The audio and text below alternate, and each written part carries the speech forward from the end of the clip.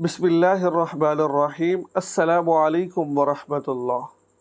आज इस वीडियो में हम आपको बताएंगे, अगर कोई शख्स ख्वाब के अंदर सांप देख ले, ख्वाब में सांप देखने की ताबीर क्या बनती है। आज की वीडियो बहुत अहम है। बहुत सारे लोग ख्वाब में सांप की ताबीर मालूम करते हैं। आज की वीडियो देखने के बाद इंशाअल्लाह आपको बहुत फ़ायदा होगा।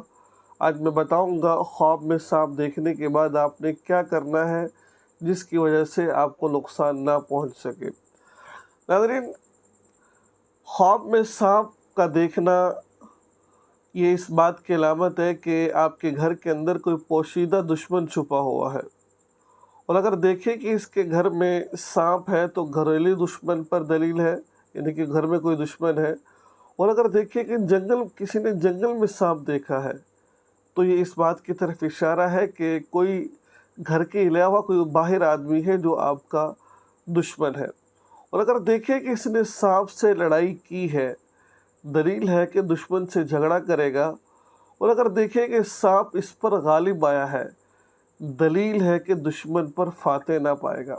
यानी कि दुश्मन से लड़ाई करेगा तो दुश्मन पर ये फतह हासिल नहीं करेगा, बल्कि दुश्मन इस पर फतह हासिल कर लेगा।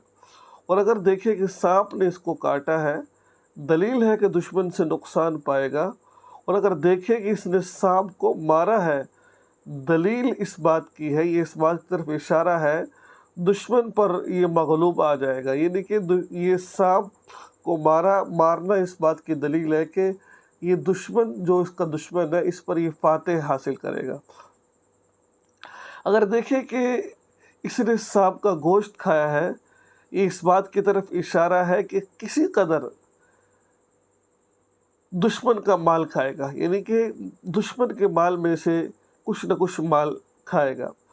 और इसके बारे में बाज़ मुअब्बिरीन जो ताबीर बताने वाले वो ये भी कहते हैं कि हो सकता है कि खैर और खुशी देखेगा। यानी कि दुश्मन को मारना इस बात की अलामत है कि इसने दुश्मन को ख़त्म कर दिया है, अब ये कोई ना कोई खुशी देखेगा और गम इससे दूर भाग जाएगा। और अगर देखें कि इसने सांप के 2 टुकड़े कर दिए, ऐसा मारा कि वो बीच में से उसके 2 हिस्से हो गए हैं, तो इस बात की दलील है कि दुश्मन से इंसाफ हासिल करेगा। अगर दोनों टुकड़े उठा लिए हैं तो इस बात की तरफ इशारा मिलता है कि जो इसके पास जो माल है, इसका जो माल फंसा हुआ है वो इसको मिल जाएगा इंशाअल्लाह। आइए चलते हैं आगे। बहुत ही अहम ये आज का जो हमारा जो ख्वाबों की ताबीर, आपसे दरख्वास्त है कि आप चैनल को सब्सक्राइब लाजमी कर दें ताकि आप तक हर तरह की वीडियो आप तक पहुंच सके। और अगर देखें कि सांप ने इसके साथ मेहरबानी से बात की है, यानी कि सांप का तो काम दुश्मन ही है ना, लेकिन उसने इसके साथ मेहरबानी के साथ बात की है, अच्छे तरीके से बात की है, अच्छे अखलाक से बात की है, दलील है कि इसके दरपेश इसके पास जो उनसा काम है ना, बड़ा अजीब काम पेश आएगा। यानी कि सांप का जो काम है इसके बारे में फरमाया जाता है कि सांप को देखना कि सांप उस पर मेहरबान हुआ है, उसके साथ अच्छा बर्ताव कर रहा है, ये इस बात की दलील है। अगर वो बंदा कंवारा है, ठीक है, तो इसकी शादी होगी और ये खुशी देखेगा। अगर इसने देखा कि सांप के साथ जो उनसे ना तंदी और तेज़ी से बात कर रहा है, यानी कि तेज़ी के साथ बात कर रहा है, दलील है कि दुश्मन पर फातह हासिल करेगा। यानी कि ऐसे सांप से बात कर रहा है कि जैसे कि कोई अफसर बात करता है, ऐसे रौब के साथ बात कर रहा है, तो इस पर दलील है।